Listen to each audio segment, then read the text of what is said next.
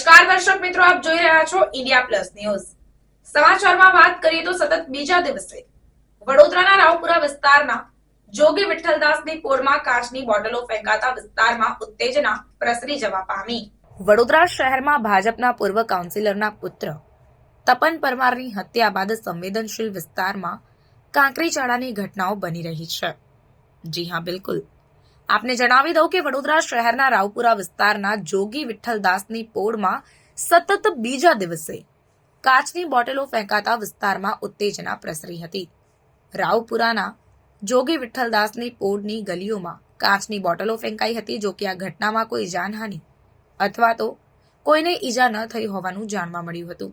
ઘટનાની જાણ થતાની સાથે જ પોલીસ કાફલો હેલ્મેટ પહેરીને વિસ્તારમાં પહોંચી ગયો। ઉલ્લેખનીય છે કે ગઈકાલે પણ અહીં બોટલો અને પથ્થરો ફેંકવામાં આવ્યા હતા। વડોદરાના રાવપુરા વિસ્તારમાં આવેલ જોગી વિઠ્ઠલદાસની પોળમાં સતત બીજા દિવસે કાચની બોટલ અને પથ્થર ફેંકાતા સ્થાનિકોમાં ડરનો માહોલ છવાયો હતો। આપને જણાવી દઉં કે વિસ્તારમાં છોકરાઓ રમી રહ્યા હતા તે દરમિયાન કાચની બોટલો અન્ય વિસ્તારમાંથી આવી હતી, ત્યારે છોકરાઓ બચી ગયા હતા। કાચની બોટલો વિસ્તારમાં ફેંકાતા જ પોલીસનો સ્ટાફ ઘટના સ્થળે દોડી ગયો હતો।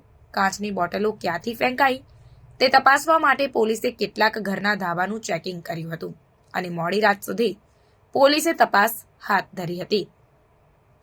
ત્યારે ઘટનાના પગલે ડીસીપી પન્ના મોમાયાએ જણાવ્યું કે ફરીથી તેમને મેસેજ મળતા તેઓ ઘટના સ્થળે પહોંચી ગયા અને કોમ્બિંગની કાર્યવાહી શરૂ કરી।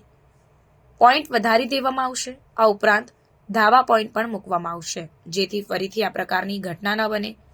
લોકોને આશ્વસ્ત કરવામાં આવ્યા છે કે હવે આ પ્રકારની ઘટના અહીં ના બને। Reporter Dhavalsinh Solanki, India plus news, Vadodara. हाँ जी जी बेन, आज परिवार घटना बनी पार्टी मोटर नहीं सुन कई स्पार्कल लोग सीधो राख આજે ફરિયા વિસ્તારમાં જે મેસેજ આવ્યો છે વચ્ચેના જ વચ્ચે. હાલમાં અમે અહીં આવ્યા છીએ અને અમે કોમ્બિંગ કામ હાથ ધરી રહ્યા છીએ અને સાથોસાથ અહીંયા પોઈન્ટ વધારી દઈશું। અહીંયા એક પોલીસ ફિક્સ પોઈન્ટ રાખવામાં આવશે અને જે ધાબા છે હાઈરેસ ધાબા અહીંયા આજુબાજુ એ ધાબા પર અમે પોલીસ ધાબા લેવલ પર મૂકી દઈએ છીએ, જેથી કરીને આવી કોઈ ઘટના ફરી ન બને। અને હાલ અમે કોમ્બિંગ સ્ટાર્ટ કરી રહ્યા છીએ અને જે કોઈ હશે એમાં અમને લાગશે એનું અમે કાર્યવાહી કરીશું। સ્થાનિક રહીશો ગભરાઈ ગયા છે। 2 દિવસથી સલગ આ રીતેની ઘટના ઘટી રહી છે। અત્યારે અમે ફૂલ પોઈન્ટ અહીંયા મૂકવાના છીએ અને એમને આશ્વસ્ત કર્યા છે કે હવે એવું કંઈ નહીં થાય અને અહીંયા પીઆઈ પણ અહીંયા જ રહેશે અને પોલીસ પણ હાલ કોમ્બિંગ કરવામાં હાલ આવી કોમ્બિંગ ચાલુ કરીએ છીએ। ओके